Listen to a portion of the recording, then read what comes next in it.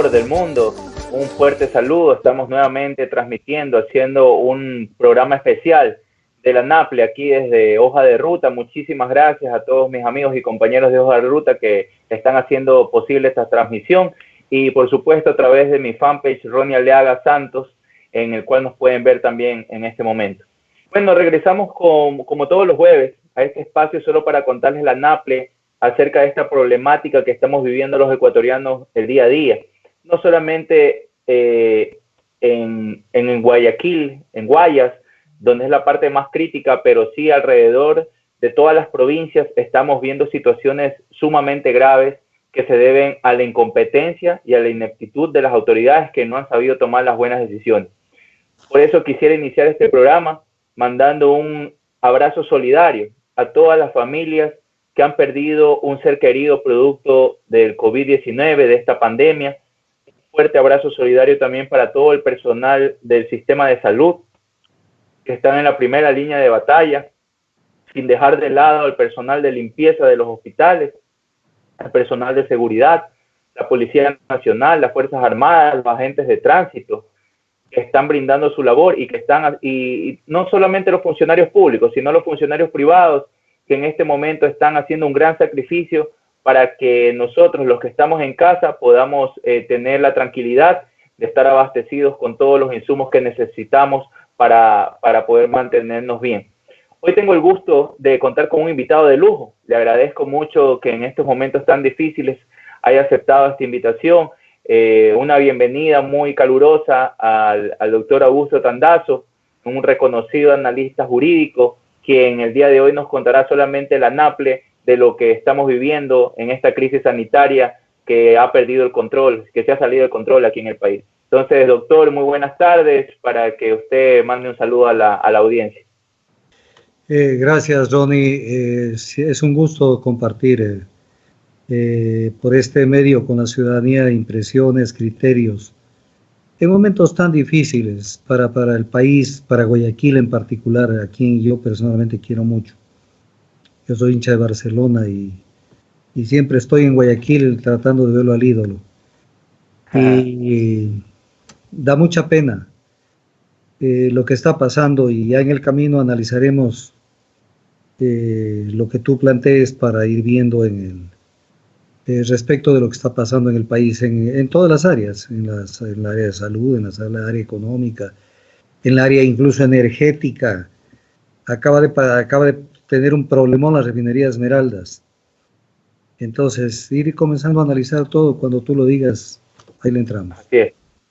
Le agradezco muchísimo, doctor. Yo creo que deberíamos empezar desde lo más básico, y yo creo que ahorita lo más importante es el tema de salud, el tema, cómo se ha manejado el tema de la crisis sanitaria a través del sistema de salud pública y de las decisiones que han tomado las autoridades, de la falta de sinceridad y transparencia acerca de las cifras. Es evidente, yo he hecho algunos pronunciamientos y realmente cada vez que hablo de ese tema me pongo mal, porque cuando digo que se me desgarra el corazón como guayaquileño es porque me duele, me afecta muchísimo, de escuchar los dramas cotidianos de amigos, de conocidos, de ver la problemática que se ha planteado en las redes, ver videos de la gente que grita, llora, sufre, y eso se transmite, y ver cuerpos botados en fundas o familiares narrando su drama de tener un familiar dentro de su hogar y que no lo retiran por varios días. Yo creo que eso es lo primero, porque recordemos que sin salud no tenemos vida y tenemos que poner por encima de todo al ser humano. Y de aquí vamos a ir desmenuzando poco a poco cómo las malas decisiones de este régimen nos están llevando a ser ejemplo internacional, pero de todo lo malo, de lo que no se debe hacer para afrontar una crisis. Así que, doctor, ¿qué le parece si empezamos a conversar sobre el tema de salud pública, según su visión? Salud pública, y comenzaría por lo último. El embajador del Ecuador en España, Roldán, pariente del actual secretario de la Presidencia, yo pienso que hasta en momentos tan difíciles hay que tener cuidado de las palabras que se dicen. Dijo que ¿qué nos hacemos tanto problemas si en el Ecuador a veces se velan a los muertos 3 días? O sea, primero es una costumbre que ya no se le utilice. En segundo lugar, eso, hablarlo en semejante momento es realmente, es como mofarse de la gente, de esa miseria humana que se tuvo que vivir. Pero hay muchas cosas que hay que puntualizarlas rápidamente. Primera, el coronavirus aparece en diciembre en China, aterriza en el Ecuador el 14 de febrero cuando llega la persona que estuvo en España. El 29 de febrero se destapa ya el problema, 29 de febrero, ya es bastante tiempo. Y luego de eso viene el escándalo de la ministra Catalina Dramuño cuando renuncia y deja constancia con una certificación de que lo hacía porque ella no puede combatir la pandemia sin recursos. Entonces es un tema gravísimo, pero además ese tema sumado a que mientras la ministra está protestando por ello y renunciando, el Ecuador pagó la deuda, parte de la deuda externa, con papeles que se pagaron a la par al 100% de su valor nominal, cuando no valían más del 34 o 35% en el mercado, precisamente por la subida del riesgo país. El 26 de marzo, recién disponen que se compren las pruebas, los kits, recién, cuando ya toda la gente que llegaba, máximo la temperatura y vaya a la casa. Luego una ineficiencia absoluta en lo que era el monitoreo de la gente que se comenzó a morir en las casas y que había que darle una solución, porque tenían que sacarle las puertas de las casas, se vieron incluso cadáveres quemándose y etc. cosas, en un acto de indolencia suprema. Y comenzaron las cifras a mentirse, cifras que no han dejado de mentirse hasta el día de hoy, y voy a poner el ejemplo y la prueba clara de que esas cifras, yo antes les paraba un poco de bola, ahora ya no les paro bola. Como dice el programa, la NAPLE, ya no les paro bola. ¿Por qué?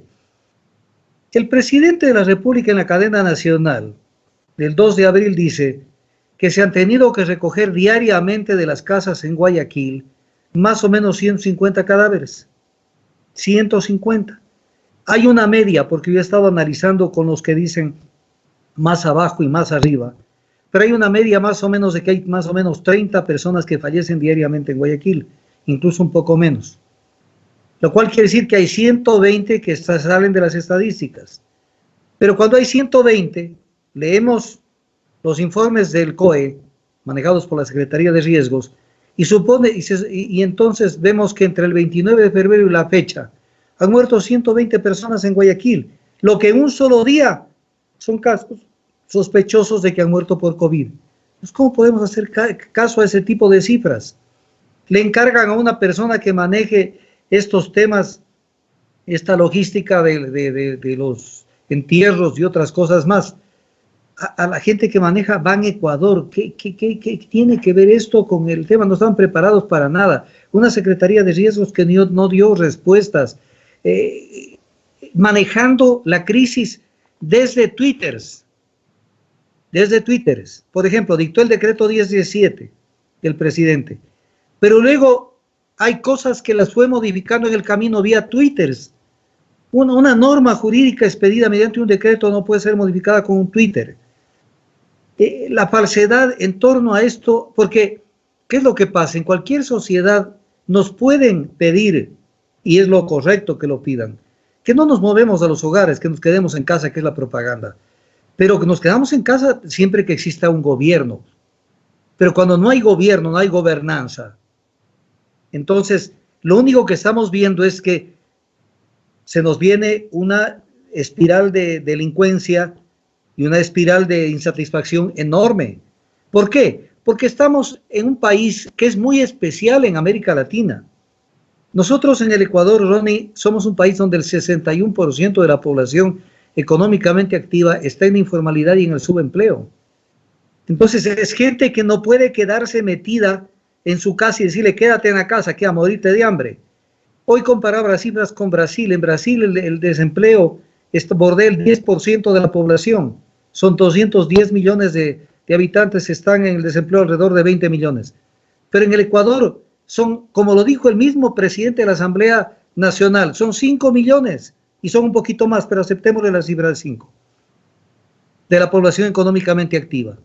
Entonces, con esa realidad y no saber manejar el tema y querer manejarlo mediáticamente al tema, y en medio de esto aparecen contratos extraños, como aquel del IES que pretendían contratar publicidad del IES, como que era el momento de hacer publicidad. O sea, estoy haciendo esto gastándose más en publicidad que en mascarillas. La contradicción vergonzosa entre lo dicho por el ministro de Salud y el viceministro de Salud. El viceministro de Salud ahí dice hay 1.600 personas del personal médico y enfermeras contagiados. Y el viceministro sale a contradecirle y ahí dice hay 457 personas, lo cual no es correcto. Pero viene el tema, una enfermera declaró en un medio de comunicación, dijo, nos lanzaron a la guerra sin armas. Y hoy, 9 de abril, hoy, el presidente de la Asociación de Enfermeros y Enfermeras, hoy, convocó para las 7 de la noche del día de hoy a un cacerolazo. Pero no lo convoca un político, no lo convoca alguien interesado en hacer una bulla con algún objetivo determinado. Lo convoca el presidente de la Asociación de Enfermeros y Enfermeras, diciendo hasta hoy no tenemos los debidos resguardos porque los trajes de bioseguridad no son los adecuados no son además, son productos que son susceptibles de desecharse porque no se pueden estar poniendo el mismo traje todos los días ni la misma mascarilla todos los días. Entonces, cuando uno ve esto que pasa y el pago de la deuda y la mentira y sí estamos pero no estamos, entonces uno dice, y Ronnie, usted es asambleísta, asambleísta del Ecuador. Esto es exactamente lo que la Constitución prevé como un estado de conmoción interna. Porque no es que estamos en estado de conmoción interna por el coronavirus, sino por la inutilidad, la ineficiencia y la indolencia de saberlo manejar al problema. Por eso hemos sido el ridículo internacional. El día de ayer y hoy volvió a sacar un artículo el presidente de El Salvador sobre el caso ecuatoriano. Entonces, mientras vemos hoy que prendía la televisión a ver noticias, que aterrizaba un avión de la Organización Panamericana de la Salud, un avión repleto de insumos médicos para Venezuela. ¿Qué gestiones han hecho para tener ayuda internacional? Cuando el Banco Mundial, cuando el Grupo de los 20 y cuando el secretario de la ONU le dice al mundo que es el momento de pensar y de repensar cómo se va a manejar el tema de la deuda de los países, porque estamos en problemas de pago, el Ecuador se apura a pagar a la par los papeles que tenía de los bonos de la deuda, de los bonos Global 2020. Entonces uno dice, esto es un estado de conmoción interna, donde pusieron la carreta delante de los caballos. Pusieron la carreta delante de los caballos y más o menos muéranse, ya veremos quiénes son o cómo son. Y ni siquiera tendremos la certeza cuántos fueron ni dónde están. Porque envueltos... Oiga, doctor, y en base a eso, yo le comento, ¿no? Usted sabe que ahorita la máxima autoridad en el tiempo de crisis son los COE, ¿verdad? En los distintos niveles territoriales. Entonces tenemos el COE provincial, tenemos el COE nacional. Dentro de estos planteamientos, el COE ha tomado las decisiones como el toque de queda, como hacer la regulación de la movilización de los vehículos, el tema de poder acceder solamente a mercados, a farmacias y para atención médica. No han tomado unas decisiones que vayan para que nos ayuden a solventar el problema. Y yo le comento por qué. Siendo de Guayaquil, a mí me gustaría como ciudadano, más allá de la parte política, me gustaría como ciudadano que tuviésemos autoridades competentes y transparentes, que nos dijeran, miren, hermanos guayacenses o guayaquileños especialmente, tenemos tanta cantidad de contagiados, tenemos tanta cantidad de fallecidos, tenemos que quedarnos en nuestros hogares, pero este es el plan de contingencia que vamos a desarrollar. Entonces, lo primero que yo he propuesto al COE son 6 temas, porque yo estoy solicitando la participación dentro del COE, me lo permite el protocolo, me lo permite, perdón, la normativa, me lo permite porque yo tengo representación territorial, yo represento al pueblo, a la gente de mi provincia y podría tranquilamente acceder. Lo he solicitado públicamente, pero hasta el día de hoy recibo respuestas. Yo hice 6 propuestas concretas y le voy a comentar para que usted me diga qué opina. Porque está bien, uno lo que hace es tratar de ser propositivo en este momento, que tenemos que dejar las pugnas políticas a un lado y pensar por el bienestar de nuestra gente, de nuestro pueblo, de la gente que sufre. Entonces, en primer lugar, yo me enfocaba en el tema de salud. ¿Y por qué en el tema de salud? Porque es una crisis sanitaria.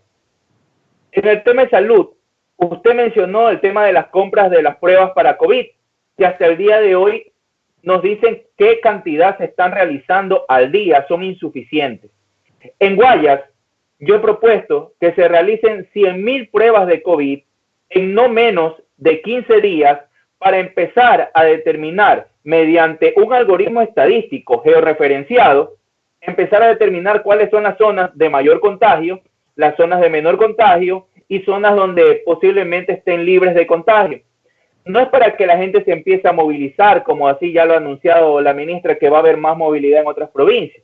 No, no, no. Esto es para ver quiénes necesitan más ayuda, porque da pena ver y da decepción, indignación sobre todo, ver una autoridad del Estado, en este caso el vicepresidente de la República, tomándose fotos, llevando la ayuda y la asistencia humanitaria que le corresponde por su trabajo, por sus funciones. Aunque el señor no representa absolutamente a nadie porque es puesto a dedo, yo entiendo que tiene que cumplir su trabajo, pero el cumplimiento de su trabajo no quiere decir que el señor tiene que andarse tomando fotos de cada cosa que hace.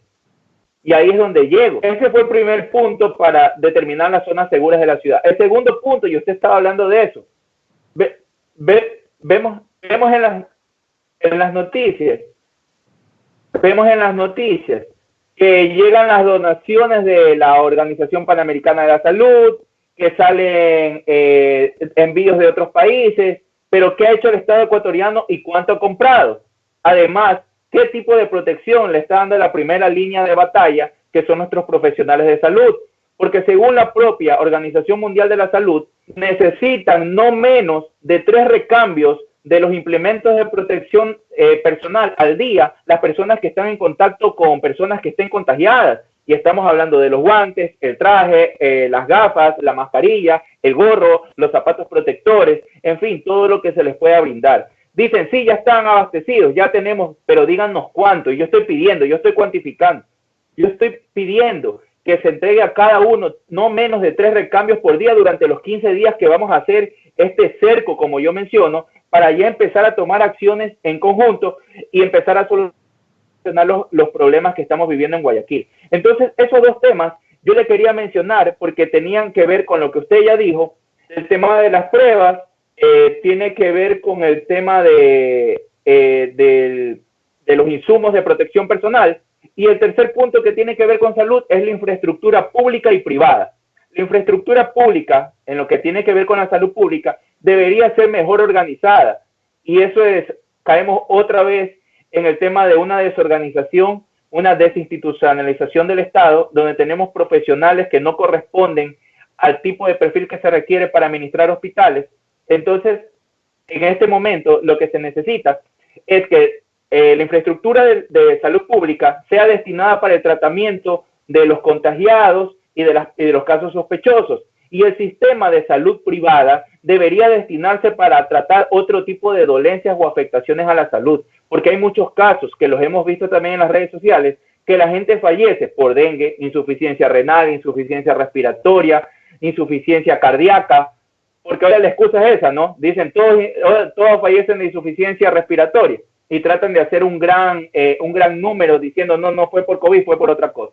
Entonces, esos 3 puntos de los 6 que yo he planteado son los que tienen que ver con salud. No sé qué usted opina de este tipo de planteamientos que hasta el día de hoy no son acogidos del COE, pero que realmente yo lo que busco como un ciudadano, como un guayacense preocupado, es que las autoridades tomen las mejores decisiones para afrontar esta crisis.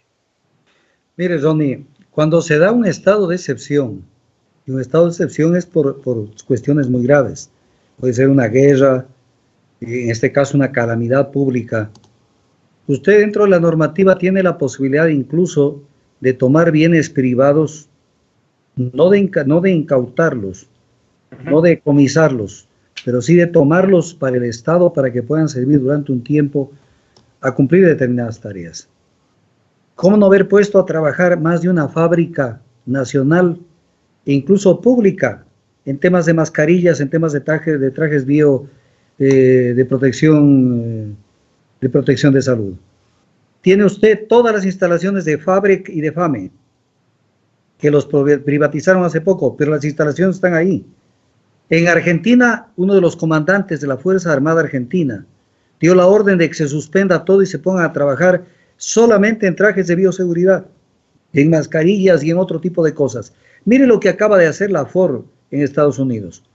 Suspendió la producción de carros para que se dedique a producir de manera emergente y sin parar respiradores, porque los respiradores son los que permiten que pasen ese momento crítico de que se mueren con la asfixia, de que no pueden respirar.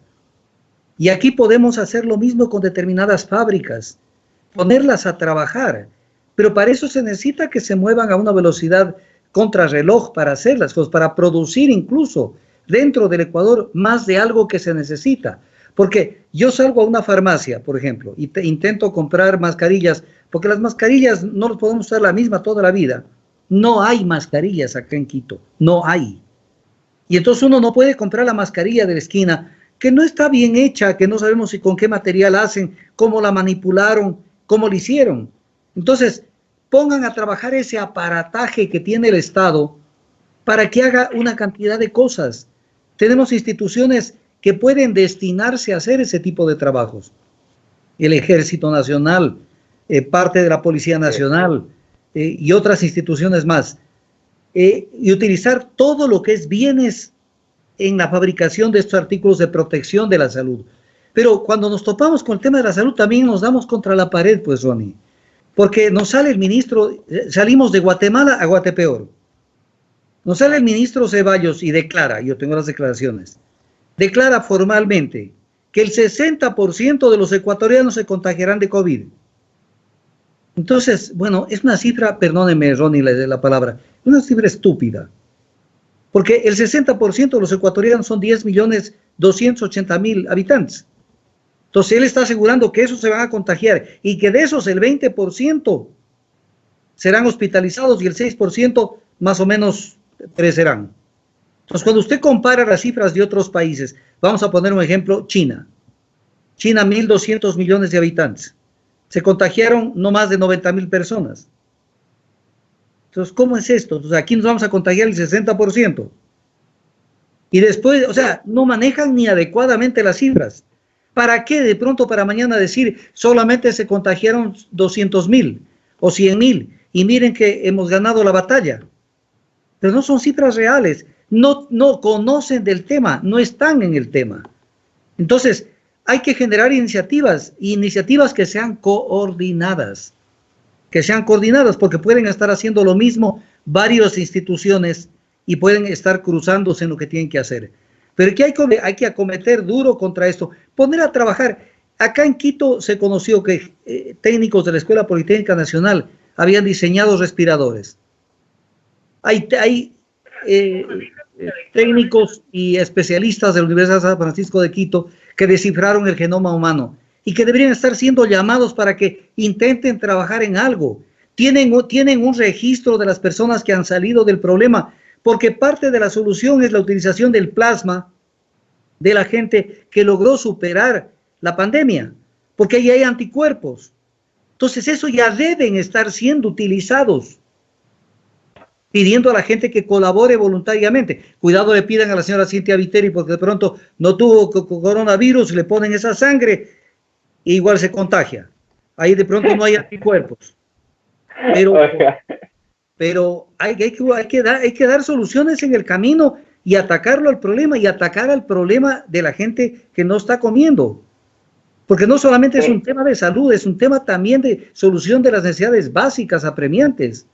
Ahí justamente de lo que usted menciona es otro, ese vendría a ser mi cuarto planteamiento ahora que lo conversamos, vendría a ser el quinto en el orden de lo que yo he planteado, porque el cuarto punto era la ayuda y asistencia internacional en el tema de salud, que usted también lo mencionó, la asistencia internacional, de qué países hemos recibido, por si acaso yo ya hice los requerimientos de información en la Cancillería, que me comunique en qué condiciones y a qué países se ha solicitado la ayuda y qué ha pasado con los países que públicamente, como el hermano pueblo de Venezuela, ofrecieron su ayuda, indistintamente de que el presidente tenga problemas políticos con el otro presidente de esa nación, están ofreciendo su ayuda y habría que ver de qué manera nos podrían brindar la mano en este momento y qué ha hecho Cancillería en ese sentido.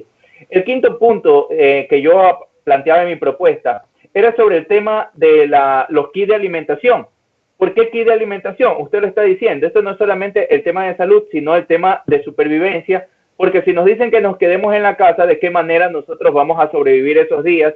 Si sabemos que el 62% aproximadamente de la ciudadanía no goza de empleo pleno, está en el subempleo, empleo no remunerado, y el 32% de esa gente, de esa parte de la población, está en la pobreza y la pobreza extrema. En la provincia de Guayas, yo he identificado que esos números, en base a lo del INEC, son 791,000 personas.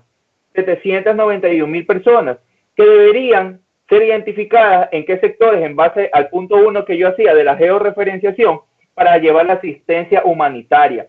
Que bien, también comparto con usted la idea de que de eso se deberían encargar las Fuerzas Armadas, ¿ya? Pero también hay otro contingente, mi estimado doctor, que son los funcionarios públicos. Recordemos que tenemos funcionarios públicos de las brigadas toda una vida, que son del MIES, y que también con el equipo de protección adecuado, también se podrían dedicar a hacer estas labores de entregar las raciones alimenticias, de que duren al menos 15 días para las familias que van a estar en este aislamiento, porque sí, yo creo que una de las medidas que se debió haber tomado hace mucho tiempo era de un toque de queda de 24 horas, pero siempre y cuando nos garanticen que vamos a tener la alimentación necesaria, si ya no vamos a poder salir a ningún lugar, especialmente a la gente que vive del día a día en los sectores populares, las clases vulnerables.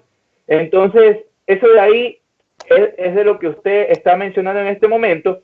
Y como sexto punto y al final que yo había propuesto, era el tema del levantamiento de cadáveres, ¿no? Del procedimiento abreviado de defunción por parte del registro civil, y ver de qué manera se podría el municipio de Guayaquil solicitar al COE que le otorguen competencias para, a través de sus funcionarios, en conjunto con medicina legal y criminalística, poder hacer el ciencias forenses, hacer el levantamiento de cadáveres para que esto sea de una manera rápida y ágil. Además de esto, crear un parque de contenedores, un parque, no improvisar, crear un parque de contenedores congeladores donde se pueda dar un tratamiento digno a los cuerpos y se puedan preservar y no tenerlos a la intemperie.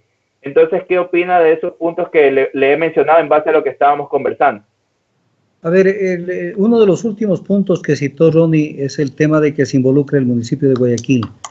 Pero con el pánico que tuvo la señora Cintia Viteri de que aterrice un avión y que iba para sacar a connacionales para llevarlos a Europa, ¿usted cree que ellos se van a involucrar? Más o menos ella se va a involucrar y ella va a ser la que dirija esas actividades. No creo que lo haga. No creo que lo haga. Entonces, ahí viene el problema. Es que en estos momentos lo que se necesita es liderazgo. Porque la mejor manera de no ser nada es no haciendo nada y dejar que las cosas caminen. O sea, todo el mundo tiene que coadyuvar a detenerlo a su debido tiempo, no haberlo dejado caminar tanto. Pero hay que hacerlo por humanidad. Hay que hacerlo por humanidad. O sea, y en medio de esto, Ronnie, hay cosas que son repugnantes. O sea, hay un editorial del diario El Comercio, de acá de Quito, donde habla una señora María Carvajal. Y esta señora María Carvajal se manda un editorial donde más o menos dice de que hay que enfrentar el dilema ético. Mire cómo lo plantea, dilema ético de ver a quién se deja vivir y a quién no según la edad. Cuando la Constitución más bien tiene normas que tienen una especial protección los adultos mayores, pero además ahí hay un tema de derecho penal que la señora esta no conoce, no tiene la culpa. Hay dos tipos de eutanasia, eutanasia activa y eutanasia pasiva, y ambas no están contempladas en el Ecuador. Eutanasia pasiva. Entonces no es cuestión de que este yo creo que ya se va y este no se va, porque no es así el tema. Hay que luchar por la vida de todos, incluso cuando se ve el juramento hipocrático, el juramento de Hipócrates, que fue actualizado en 1948 por la Asociación Médica Mundial. Ahí se dice que hay que proteger la vida desde la concepción. Por lo tanto, usted no puede darse el lujo de decir hasta esta edad. Entonces, hay que proteger. Hay que relevar información, hay que proteger. Pero hasta para que la gente se arriesgue. A ver, imagínense si se le dice al municipio, colaboren en las tareas para esto de los entierros y que se haga una cosa más organizada. La gente va a tener ánimo de meterse en el tema y arriesgarse y entrar, siempre que haya los trajes de bioseguridad y todos los insumos apropiados. Pero ir allá como se veía, cómo manipulaban los cadáveres, los mismos familiares, cómo subían a las camionetas, cómo los bajaban en una carretilla que se vio en algún momento. Eso es una posibilidad de contagio, pero infinito. Entonces, elemental, trajes de bioseguridad, de protección de los que están accionando. No puede ser que la clase médica y las enfermeras y enfermeros hayan sido tan maltratados, con un agravante que no hay que dejar pasar la oportunidad. Y esto no es hacer política, Ronnie. Pero votaron a una cantidad enorme de profesionales con estos recetarios del Fondo Monetario Internacional y del neoliberalismo. Y dentro de los sectores que votaron más gente fue en el sector de salud, que hoy mismo los médicos lo están denunciando. Por eso es que tienen que, desesperadamente, el ministro Ceballos en declaraciones de ayer dice, estamos buscando contratar más profesionales. ¿Y por qué los votaste? Así es.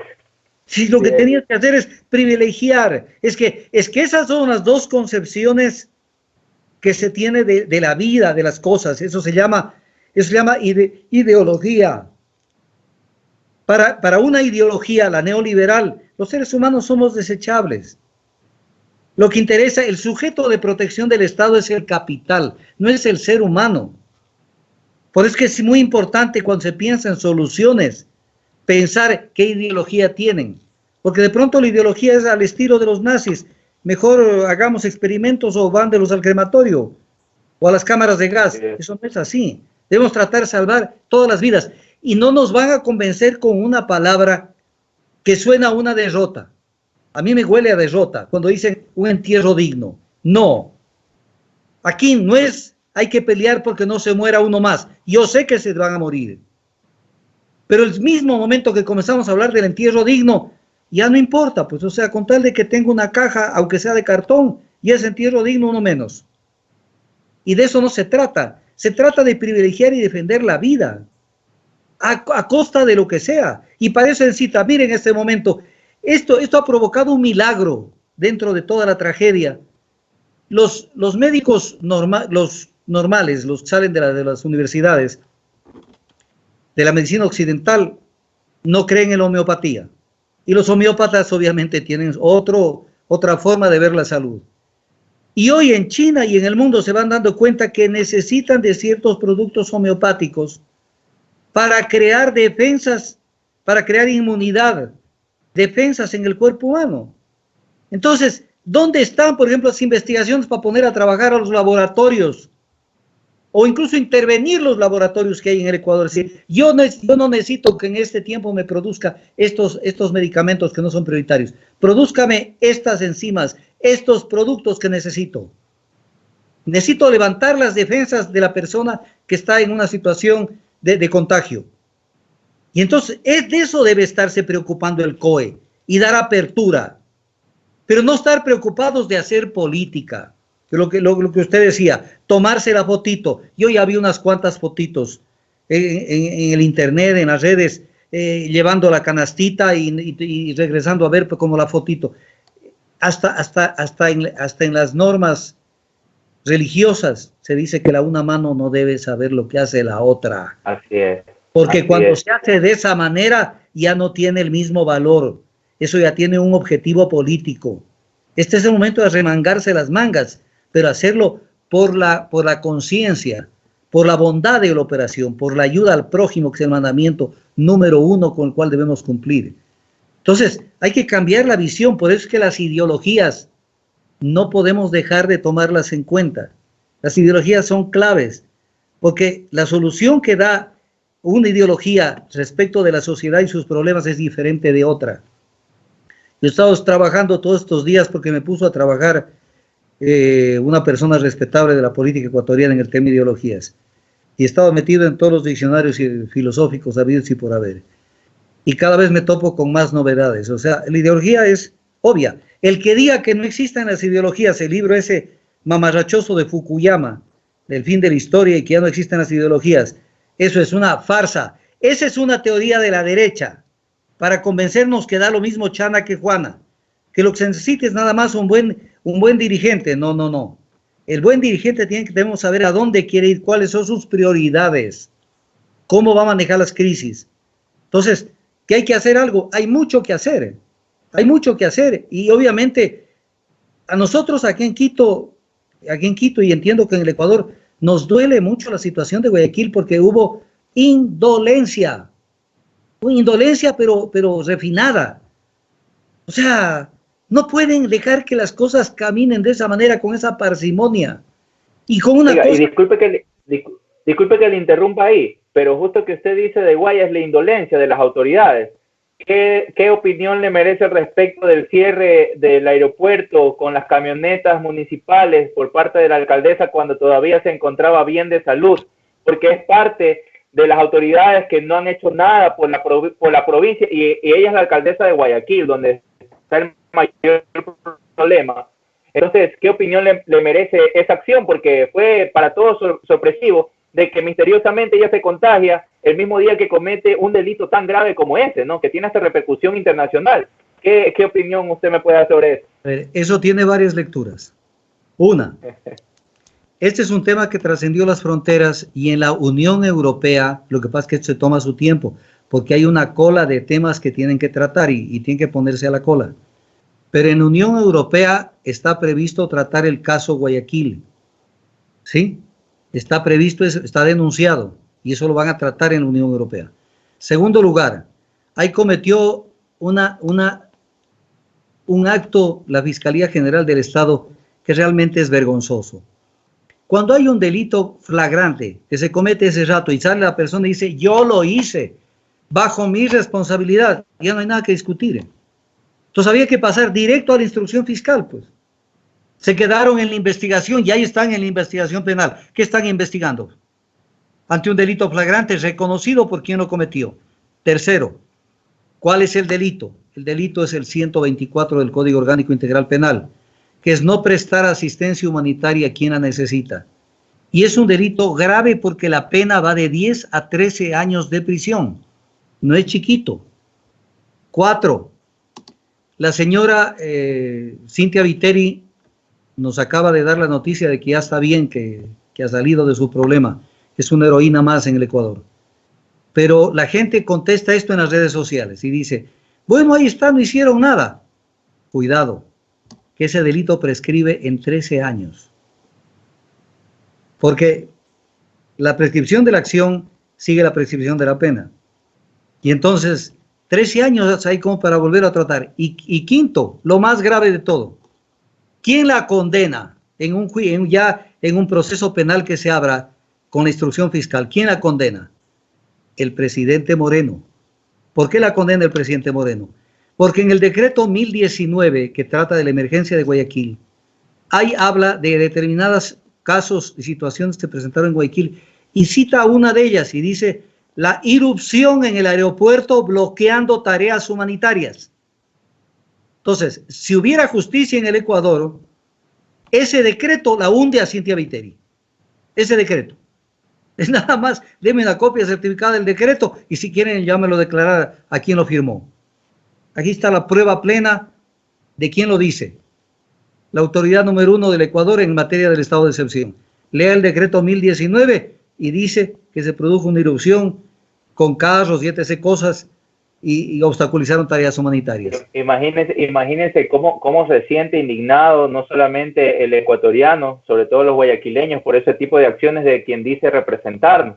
Y bueno, democráticamente es así, ¿no? Nos representa como la principal autoridad de la ciudad. Y cerrando este ciclo del tema de salud, yo quisiera pasar rápido a algo que es muy importante también. Y usted se pronunció hace unos días sobre eso, sobre la manera criminal, porque de haber antepuesto el pago de la deuda de los bonos Global 2020 antes que esos 320 millones de dólares estén destinados para poder comprar insumos o destinarlos a las instituciones pertinentes para poder sacar adelante la crisis que se está viviendo en el país.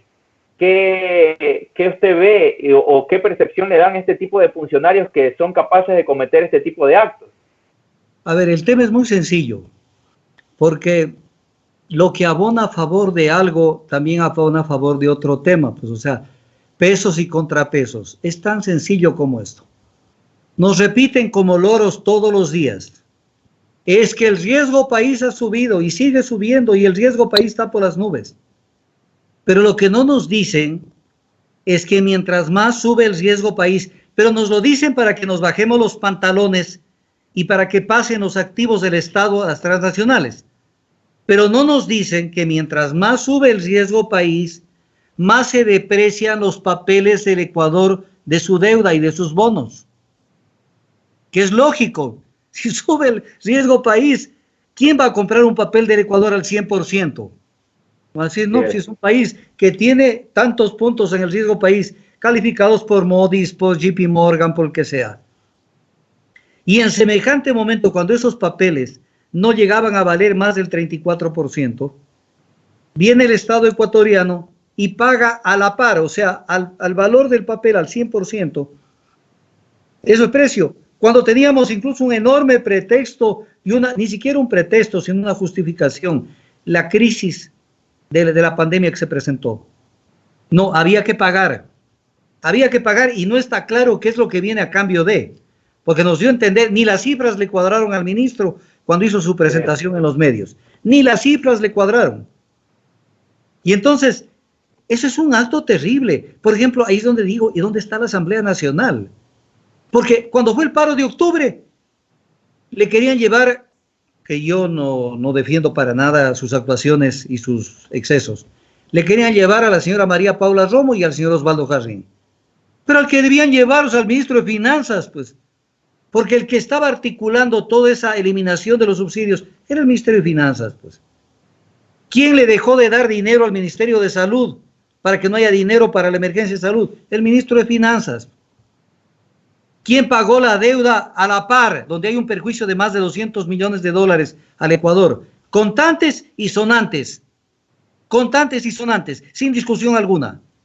El ministro de Finanzas.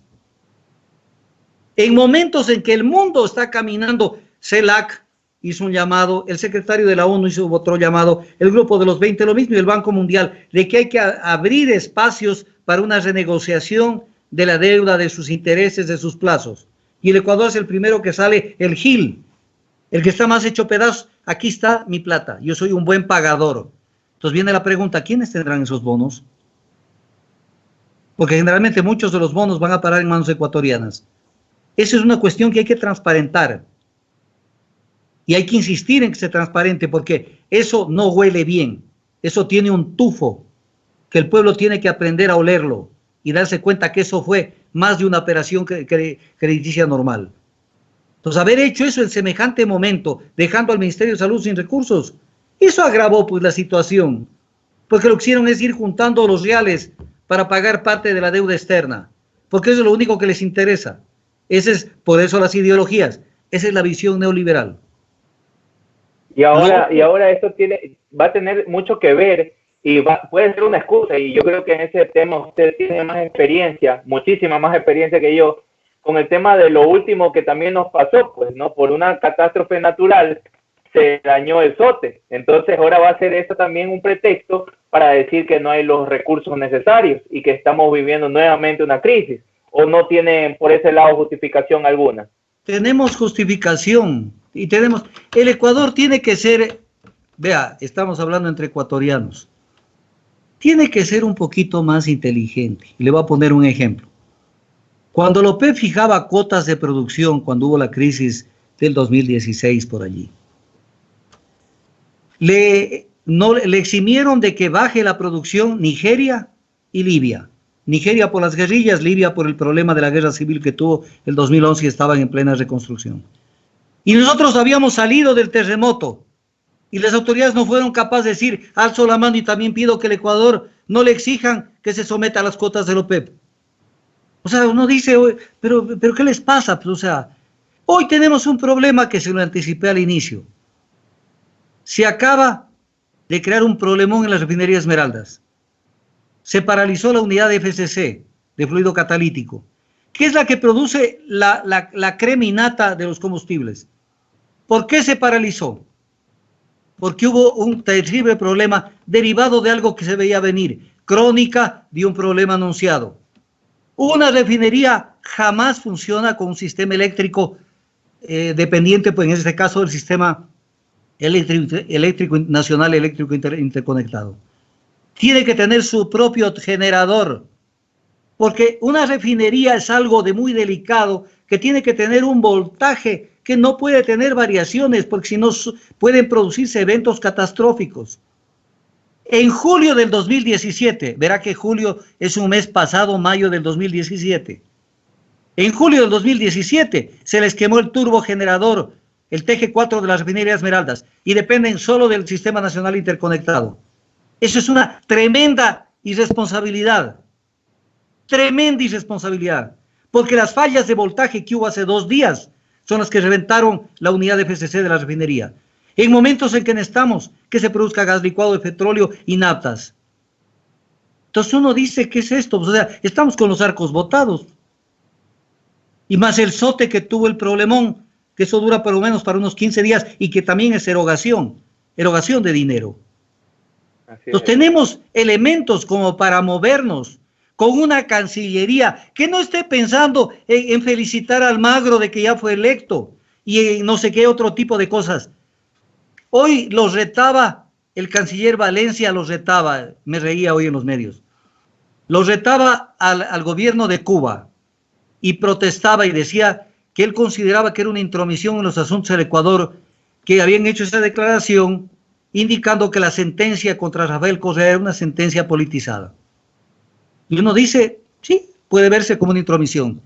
¿Y por qué tú, canciller del Ecuador y presidente Moreno, vas a foros que no tienen nada que ver ni siquiera con política internacional, que tienen que ver con otro tipo de cosas, como el foro de Davos, por ejemplo?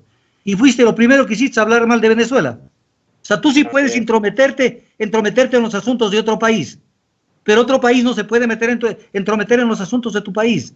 O sea, son de una debilidad, son de una fatuidad para manejar las cosas. Un canciller que hace invocaciones en octubre de que hay que sancionar a los intentos de golpe de Estado y no fuiste golpista, no salías a las calles a tirar piedras para que caiga Lucio Gutiérrez con participación ciudadana con César Montúfar aquí en Quito. ¿Qué te olvidaste? La vaca no se acuerda cuando fue ternera.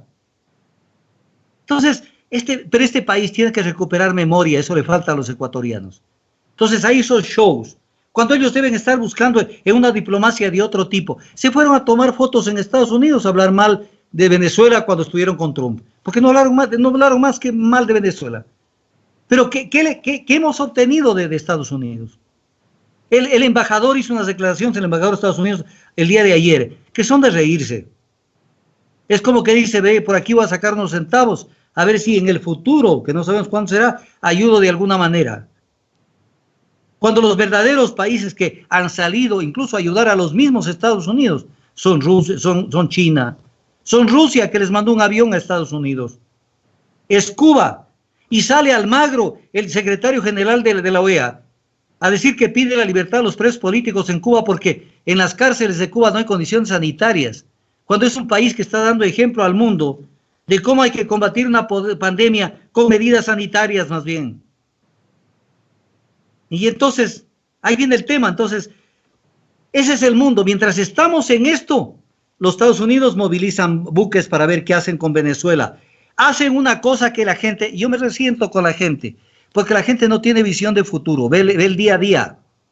Estados Unidos esta semana que pasó tomó la decisión ya firmada, formal, de dar pasos firmes para la explotación de recursos naturales en la Luna. Ahí hay helio 3, que eso es más que el oro físico. Violando el Tratado de la Luna, porque así se llama, Tratado de la Luna. Violando el Tratado de la Luna, porque la Luna nos pertenece a todos. Entonces, mientras el mundo se le está muriendo en Estados Unidos con semejante cantidad de contagiados, ellos no duermen intentando someter a la humanidad y intentando explotar. Y nosotros no nos damos cuenta, porque es fácil entenderlo. ¿Cómo ve la salud los diferentes países? Cuando hay países con economía centralmente planificada, ven la salud como un asunto de Estado. Cuando son países de economía liberal, de libre mercado, la salud es nada más que un business, es un negocio. Por eso es que hacen crisis Italia, España, Estados Unidos, el Reino Unido, porque no tienen economía centralmente planificada, porque la salud no está dentro de las políticas públicas. En China logran hacer milagros, como cercar Wuhan, controlar la epidemia, salir a dar ayuda al exterior. Y lo mismo pasa con otros países que tienen una planificación. Aquí tenemos una linda constitución que habla de la salud a la que tenemos derecho todos, incluso gratuita.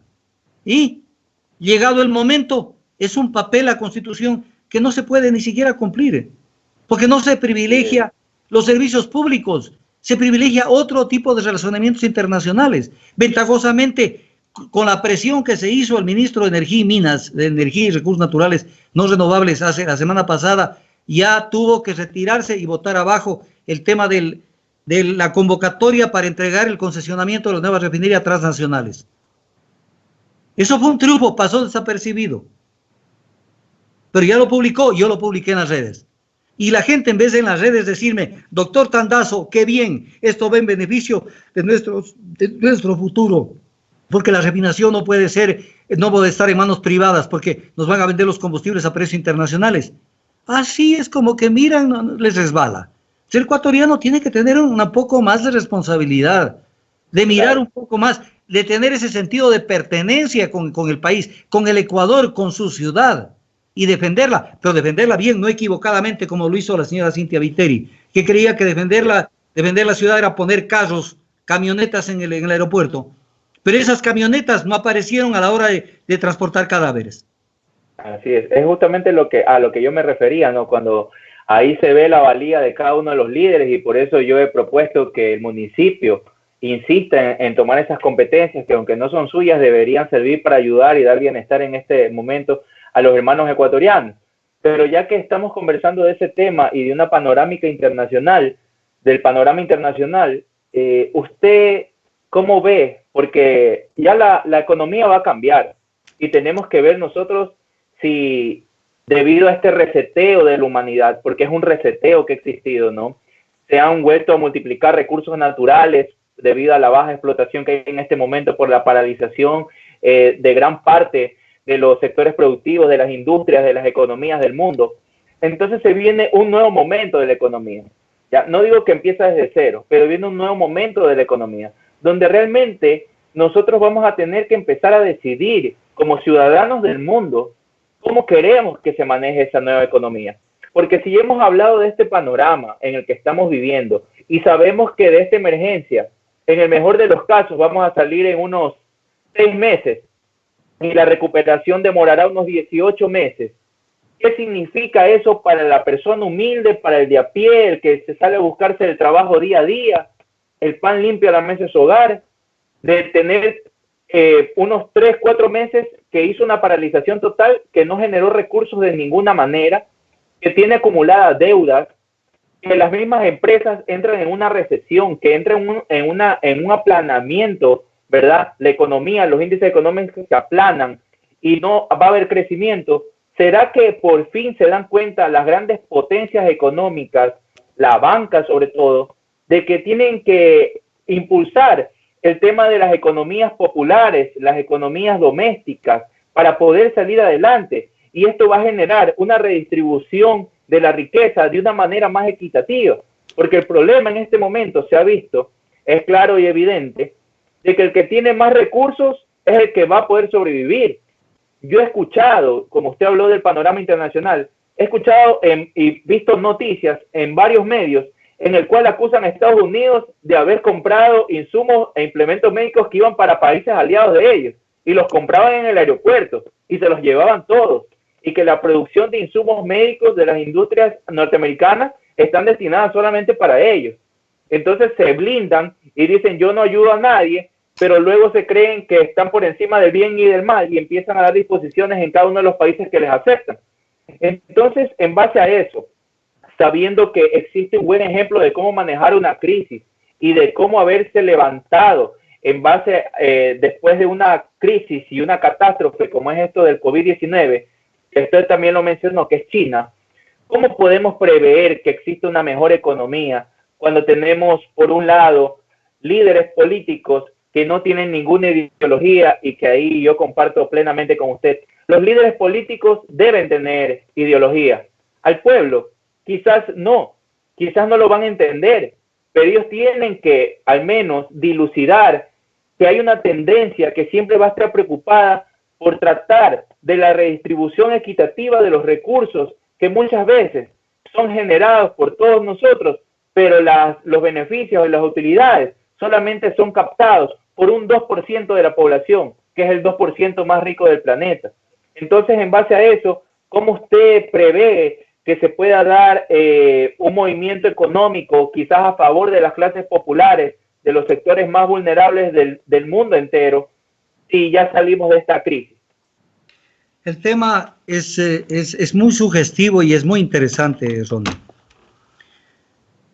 El Estado, como institución, como organización social, el Estado está allí para cumplir su papel. Nos han vendido más o menos 30 años la idea de que el Estado tiene que solamente, ni siquiera ser árbitro, sino de lejos mirar el partido uno más en el graderío. El Estado está para regular las relaciones sociales, económicas, bancarias, financieras. Y tiene que el Estado, esto tiene que ser la derrota final del neoliberalismo. El Estado tiene que emerger como una institución sólida, que fije las reglas del juego. Porque si no fija las reglas del juego, todo el mundo hace la fiesta, se privilegia el negocio, las utilidades. Vamos a poner un ejemplo. El Estado ecuatoriano, el gobierno concretamente, no tiene ningún empacho en sacar el decreto 883 y decir aquí va. ¿Socializó la medida? No la socializó, tanto que el Consejo Económico y Social de las Naciones Unidas eso le criticó duramente al Ecuador en el informe anual. No socializó. Y luego una noticia, que es otra forma de manejar las cosas. Queremos conversar con la banca para ver si podemos obtener algún tipo de beneficios. No dicen voy a dictar tal regulación y punto, sino allí hay que dialogar. Al pueblo yo le impongo, acá dialogo. Tenemos una banca que tuvo 660 millones de dólares de utilidad el año pasado. Eso es una vergüenza en un país que decíamos que estábamos en crisis. Ellos no teníamos tasas reguladas. Sacan la ley del emprendedor hace poquísimo tiempo. Y las tasas de interés del Banco Central superan del 20% para arriba las tasas de interés para el emprendimiento. Entonces, al Estado tenemos que resucitarlo. No para que sea el que le coja del pescuezo a la gente y la ahorque, no. Pero sí para que cumpla un papel. No podemos ir al extremo, como decía Mussolini, todo dentro del Estado, nada fuera del Estado. No, pero tampoco todo fuera del Estado, nada dentro del Estado. Por ejemplo, eliminemos las empresas públicas. ¿Cómo que eliminemos las empresas públicas? Si regulan el mercado. ¿Qué quieren trasladar? Convertir un servicio público en un negocio, por ejemplo. Es un servicio público, por ejemplo, la telefonía. Entonces, tenemos que insistir en que el modelo tiene que ser del fortalecimiento del Estado, porque fortalecido el Estado nos protege a todos. No protege a 2%, ni al 3%, ni al 4%. Tampoco que los estrangule, porque si no llueve arriba, el agua no baja al llano. Entonces hay que crear otro tipo de organización. Pero qué buena la pregunta, porque yo lo he estado conversando con amigos en estos días. ¿Qué es lo que nos pasó con el coronavirus? Que estamos viviendo una economía de subsistencia. O sea, estamos pensando en que si tenemos cuántas libras de papas tenemos, si tenemos un pescado o 2 pescados, si tenemos un pollo, si tenemos cuántas libras de arroz, porque lo indispensable es comer. Luego, o concomitantemente, la salud. Así hay que manejar la economía de un país. Un país tiene que tender a la autarquía, a ser autosostenible y autosostenido.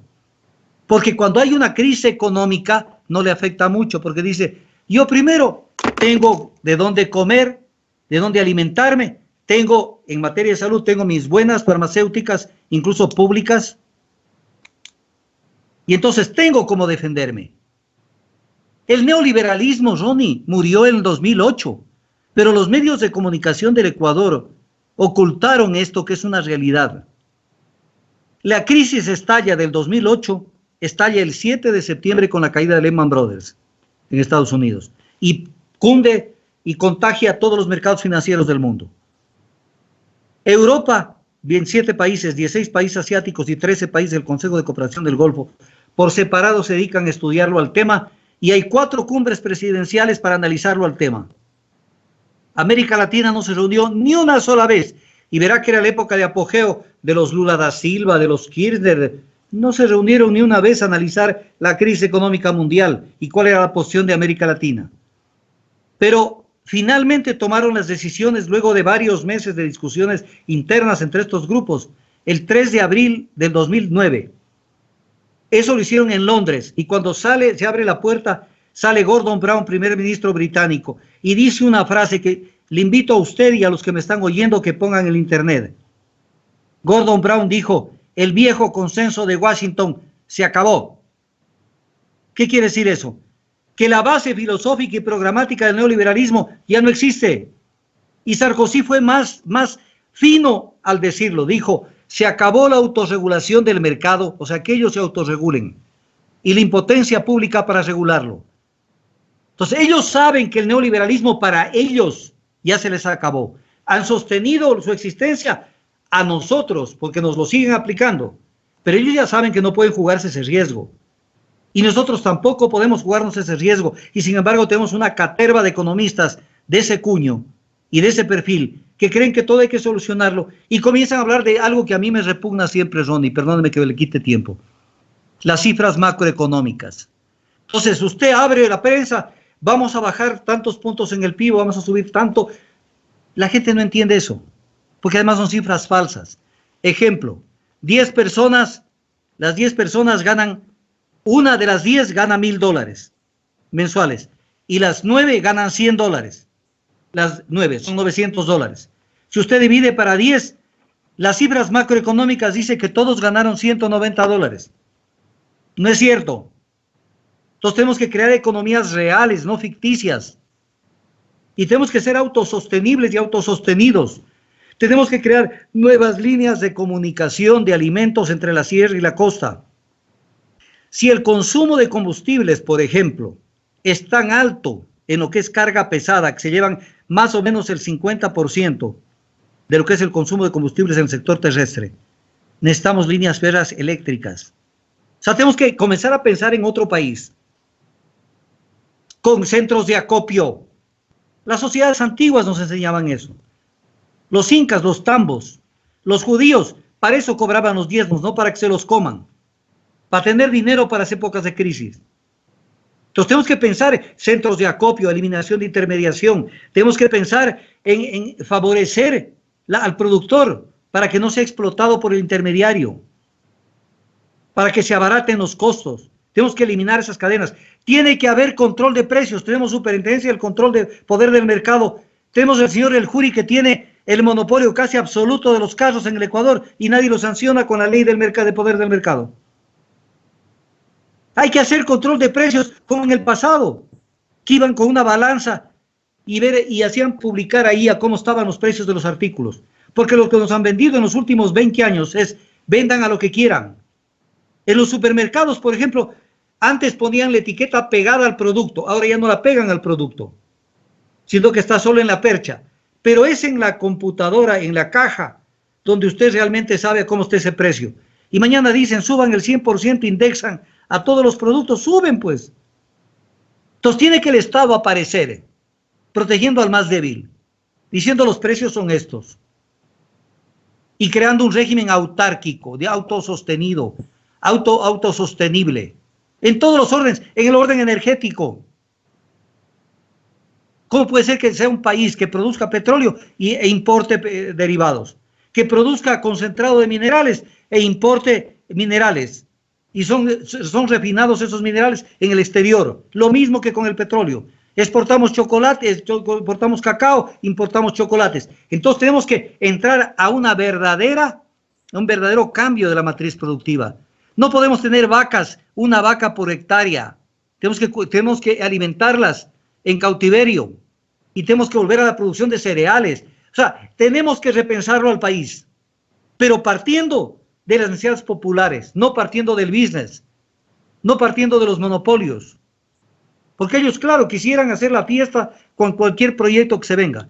Hay que partir de que el Ecuador tiene que ser autosustentable y autosostenido. Y entonces ahí sí somos menos vulnerables hacia el exterior cuando llegan las crisis, porque tenemos lo básico, que es lo importante en la vida. Sabe que lo que usted menciona, por ejemplo, el cambio de la matriz productiva, y es por poner un antecedente también, un punto de información, mejor dicho, el tema de la UNA. Yo soy muy fanático de estudiar el tema de la economía popular y solidaria, por eso le hacía la pregunta. Me parece maravilloso el análisis que ha hecho, porque realmente para mí, en mi caso muy particular, venir desde sectores populares me ha enseñado muchísimo acerca de las economías domésticas. Y cuando hablamos de la economía popular y solidaria, es ese desarrollo económico de los pequeños hogares, de los pequeños productores, que deberían tener una protección un poquito más grande de la que ya tienen hoy en día.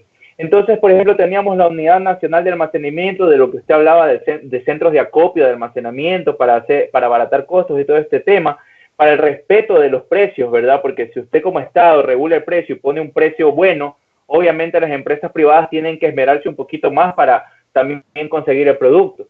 Entonces, eso teníamos. Lamentablemente no se continuó con este plan del cambio de la matriz productiva, que iba en todo ámbito, también como usted mencionó también la parte energética, cuando dejamos ya nosotros de estar comprando la energía a las barcazas, y ya sabemos quiénes son los dueños de las barcazas, y nosotros pasamos a ser exportadores de energía eléctrica, teniendo uno de los mejores infraestructuras en el tema eléctrico en Latinoamérica, que no ha sido bien administrado dentro de este régimen. Pues bueno, ese es otro punto. Pero yo creo que en este momento es importante que nosotros podamos rescatar que a futuro somos corresponsables de lo que vaya a pasar, porque tenemos que actuar con mucha sapiencia, con mucha sabiduría, sobre todo cuando nos toque ir a las urnas nuevamente, escoger las autoridades que van a dirigir los destinos del país, porque tiene que ir basado ese destino del país en base a un plan de gobierno que sea fuerte, que sea robusto, y que de una u otra manera siempre anteponga el ser humano o a las personas más vulnerables por encima de todo. Yo creo que ha sido una conversación muy interesante, pero sí me gustaría que para ir finalizando, porque tampoco no quiero quitarle mucho tiempo, y usted me dijo, le quito tiempo. No me quita tiempo, al contrario, la gente está muy interesada en lo que estamos conversando, pero sí es importante de que podamos hablar de los temas de casos de corrupción que se han vivido, y justamente de manera miserable para la compra de insumos médicos, que fue lo que pasó en el tema del IES con el señor Paul Granda, que ya hemos visto el documento donde el señor ya ha renunciado, y queremos saber cuál es su opinión de este tipo de funcionarios, que creo que es generalizado en todas las instituciones. A ver, eso es lo más grave, porque cuando usted en medio de una crisis, alguien quiere sacar una ventaja económica, eso realmente es repudiable. El tema de la publicidad, el tema de insumos que querían comprar en un estudio jurídico, el tema de las mascarillas a semejantes precios que querían comprar. Y obviamente, cuando llega el momento, comienzan a ir por la cuerda, la rompen por lo más débil. Allí ya no existió la organización criminal como en el caso Sobornos. Allí ya no existió la organización criminal. Entonces allí es el de abajo. Pero usted hablaba hace un rato del plan de gobierno. Eso hay que tenerle mucho cuidado. Si usted me presenta el plan de gobierno de Lenín Moreno, del 2017-2021, yo voto por Lenín Moreno. Es un buen plan.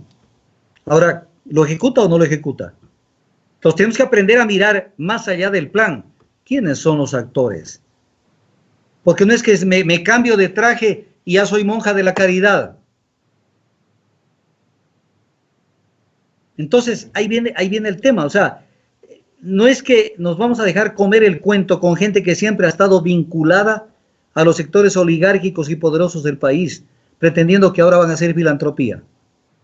O van a hacer o como cuando Nebot nos plantea de que ya no hay la izquierda ni la derecha. Eso es una tesis falaz. La izquierda y la derecha existen en la práctica. Lo que existe también en la práctica es gente que pone las direccionales a la izquierda, pero va a la derecha. Y entonces la gente vota por las direccionales. Entonces, lo del tema del plan de gobierno es un tema que hay que tomarlo en cuenta, pero hay un tema adicional. Un país, si se llama país, tiene que tener dos tipos de políticas. Políticas permanentes y políticas que son coyunturales. Le voy a poner un ejemplo. La soberanía energética, que es una norma constitucional, es una política permanente. Debe llegar cualquier persona al poder, pero tiene que garantizar autosuficiencia energética. Porque mire, nos ponemos a llorar porque ha caído el precio del petróleo y no sé qué, pero no dicen que es el excremento del diablo.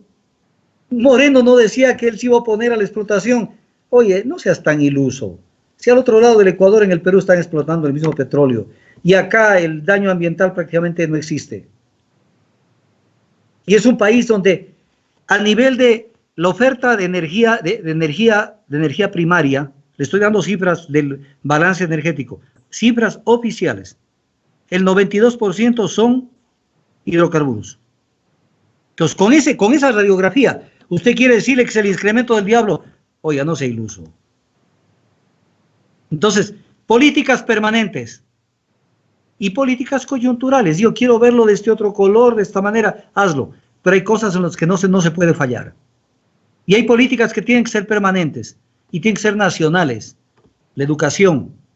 Porque faltaba el siguiente paso. No le podíamos pedir al gobierno anterior todo. Fue al lado de la infraestructura. Este gobierno debía continuar ahora sí con la calidad de la educación para lograr que la gente aprenda a pensar de otra manera, desde niños, creativamente. Teníamos que llegar allá. Políticas de salud, políticas permanentes, políticas energéticas, políticas permanentes. Y hay otras políticas donde se puede caminar con ciertos matices, pero algún rato tenemos que vestirnos de país. Tenemos que vestirnos de país y armar algo mucho más coherente para blindarnos, porque aquí le voy a decir algo que no nos va a gustar mucho. Yo he trabajado mucho en la parte internacional, incluso manejé un organismo internacional de energía. Y yo conozco de cerca, o sea, actor directo, cómo se manejan los países de América Latina en sus relacionamientos con los demás países. La integración es una farsa. El pez grande se come al chico. Si Brasil nos puede comer, nos come. Si México nos puede comer, nos come. Entonces uno tiene que estar allí, no se puede dejar de estar, pero con los ojos bien abiertos, para no creer en Alicia en el País de las Maravillas, en cuentos de hadas. Porque por eso es que, ¿dónde está el Banco del Sur? ¿Lo crearon? No, pues porque Brasil no quiere meter plata en el Banco del Sur. Dice, yo presto directamente relaciones bilaterales. Bilateralismo, no multilateralismo. Bilateralismo para decir, te presto a esta tasa tan alta, pero me contratas con Andrade Gutiérrez, con Camargo Correa o con Odebrecht. Entonces, succionan parte de nuestra economía. Entonces, ¿qué tenemos que hacer? También entrar en un periodo de capitalización, porque China es una potencia. Porque China se apretó los cinturones y capitalizó. Aquí tenemos $10, inmediatamente repartimos 50. Tenemos que hacer inversión productiva, capitalizar, lo cual no quiere decir tener en los bancos guardada la plata. Pero tenemos que capitalizarlo, por ejemplo, una banca del Estado que debemos tener en algún momento fuerte para prestarles a los municipios, pero cobrándoles, no condonándoles, porque si no después vienen los palanqueos, que los asambleístas, que esto, que el otro, que le perdonen, le condonen porque es una provincia que tuvo un deslave y no sé qué. No, me pagan, pero los intereses que les voy a cobrar van a ser mucho más bajos que los de la banca privada. Generar inversión, ahorro interno. Myrdal, el premio Nobel de Economía de hace muchos años, sueco, nos hablaba del círculo vicioso de la miseria. Si no hay ahorro interno, no va a haber desarrollo nunca. Si nos comemos hasta el último centavo, no va a haber desarrollo. Entonces, esto nos debe obligar a pensar en otro país. Un país con un Estado fuerte. No con un Estado que se deje manipular por los medios de comunicación y por los intereses de las cámaras. Cuando usted analice el PIB, el Producto Interno Bruto del Ecuador, ve que el 50% es comercio. Es un país especulativo. Yo te vendo, tú me vendes. Yo te vendo, tú me vendes. Pues no es productivo. Los industriales, 14% en el PIB. Y tienen la careta de decir, somos la Cámara de Industriales, pero no producen nada. Entonces hay que obligarlos a producir. Hay que privilegiar la inversión nacional a la extranjera, como dice el artículo 339 de la Constitución. Pero hay que, para eso, tiene que trabajar la Corporación Financiera Nacional, para abrir verdaderos proyectos. Pero la Corporación Financiera Nacional es chico silencio. Entonces tenemos que armar otro país que sirva para las futuras generaciones. Porque un país tan bien posicionado como el Ecuador, con todos los climas, sierra, costa, oriente, con esa diversidad de comida, de gente en el Ecuador, con ese potencial agrícola, con ese potencial climático que tenemos de todo tipo, incluso energético. Debemos ser una potencia, no cualquier paisito. Pero obviamente vienen los improvisados, los que siguen el recetario de afuera, que siempre el recetario es el mismo. A ver cómo con el chulco después te hago que te quedes sin la casa, e incluso sin el carro y sin los enseres de la casa. Entonces tenemos que organizarnos.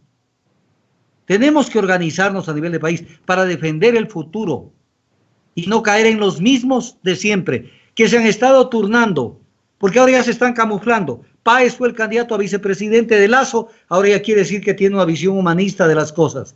No, señor, tú eres parte de Lasso. La señora Cintia Viteris, parte del señor Nebot. El señor Lasso está allí en su andarivel. El señor Gustavo Larrea, aquí en Quito, ha estado coqueteando con todos los grupos de la derecha y ha sido el poder tras el poder detrás de Moreno, en un gobierno neoliberal. Pero después comienza a aparecer Lucio Gutiérrez con una visión populista y su vicepresidente no les ha dado todo lo que han querido en la Asamblea Nacional. Entonces, el pueblo tiene que aprender a tener memoria y abrir los ojos. Por eso decían los árabes, enamórate con los ojos abiertos, no con los ojos cerrados. Porque cuando los abres te diste cuenta que la cosa no ha sido así. Sabe que hablando de ese tema, de estos temas que han sido muy interesantes, la ciudadanía realmente veo que está indignada, está contrariada por las malas autoridades que tenemos. He visto la innumerable cantidad de mensajes que nos han enviado, felicitan su intervención, felicitan los planteamientos y los argumentos muy claros que usted nos ha manifestado el día de hoy en esta entrevista, y realmente a mí me sirve de muchos insumos, porque tener un profesional, una persona como usted dándonos estos criterios, alumbra un poco más el panorama de quienes tenemos quizás otra visión.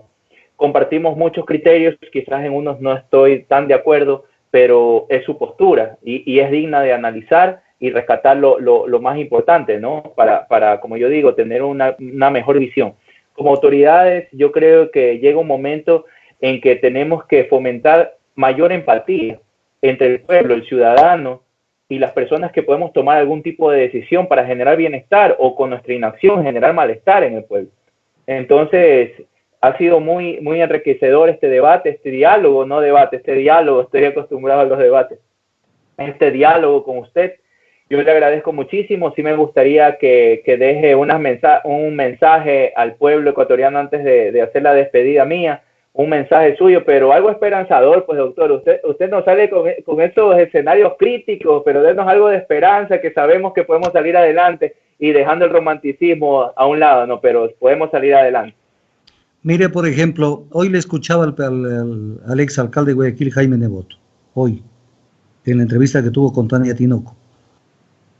Y él decía, nosotros nos hemos organizado en una comisión, en un comité, y estamos haciendo obra, estamos organizando. Yo soy uno más de ellos, tratando de ver cómo colaboramos.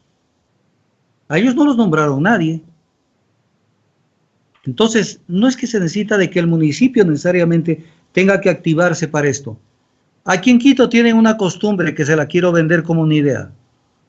Cuando quieren hacer algo, opinión, moverse, alguna cuestión, le ponen un nombrecito.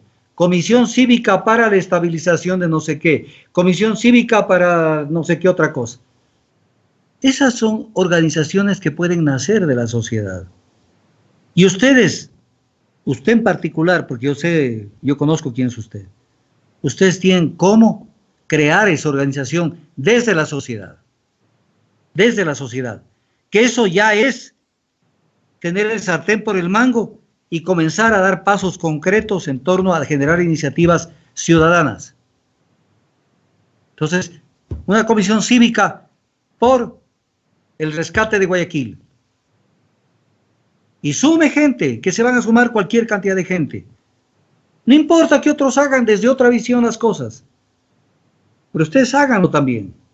Hay que crear comisiones. Hay que organizarse. Tenemos que ser creativos. Y ahora estamos fregados porque no podemos salir a las calles, no hay cómo protestar. Si hubiera esa posibilidad, ya el país fuera otro. Pero hoy yo lo planteé en Radio Pichincha Universal en una entrevista de hoy en la mañana. Ante la inoperancia, ante la inexistencia más que nada del gobierno, porque no existe el gobierno, está escondido, no sé dónde está metido el presidente. Yo planteé que en el Ecuador hicemos la bandera media asta, indefinidamente. En mi casa ya la hice.